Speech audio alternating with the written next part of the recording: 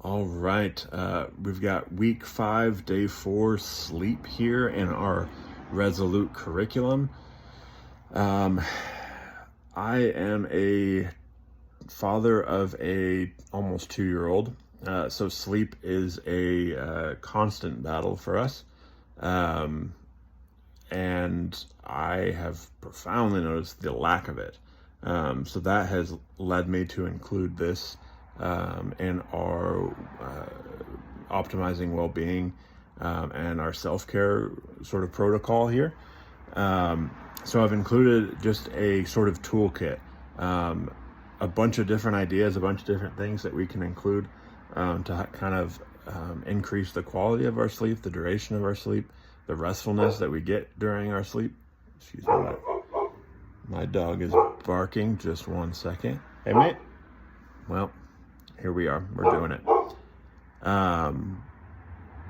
So we've got viewing sunlight, and we did this in day 2, which is light exposure. I think it was day 2 or day 1 of this week, within the first 30 to 60 minutes of waking.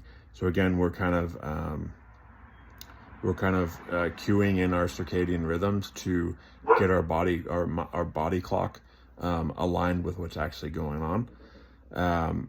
Some other things to shoot for in the sleep toolkit are waking up at the same time each day and go to sleep when you first start feeling sleepy. I do this a lot, especially my wife and I comment on this a lot to each other, that oftentimes it feels like we've had the whole day just like doing things for our kid or doing things for work, and it's kind of that like the evening is like just about the only time where we have a little time to ourselves.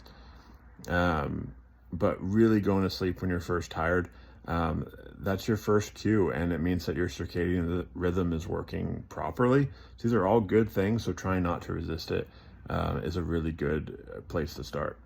Avoiding caffeine within about 8 to 10 hours of bedtime, even up to 12 to 14 hours. There's some speculation as to the half-life of caffeine, and so it can last a while on our system and interrupt our sleep. We talked some about blue light exposure, or just bright lights at all, especially in the evening time, can be really disruptive of our circadian rhythm. So paying attention to that. We've got some sort of research-backed supplementation that you can do for sleep. Again, this isn't like, I'm not a doctor, so I'm not giving you any like medical advice, but it is a place to start, or at least a place to look into. One that came up for me in my research here was that it's often really normal for you to feel really alert about an hour before your natural bedtime. That's a totally normal occurrence. If you think about it, not that long ago when our ancestors were getting ready for bed, there'd probably be a lot to do about an hour before bedtime. So it would be really useful for us to have a spike in wakefulness there, to get some more firewood and get this done, that done, and the horse was tied up, and all that sort of stuff would have been really helpful. So we're probably just sort of noticing the carryover from that really helpful evolutionary device there.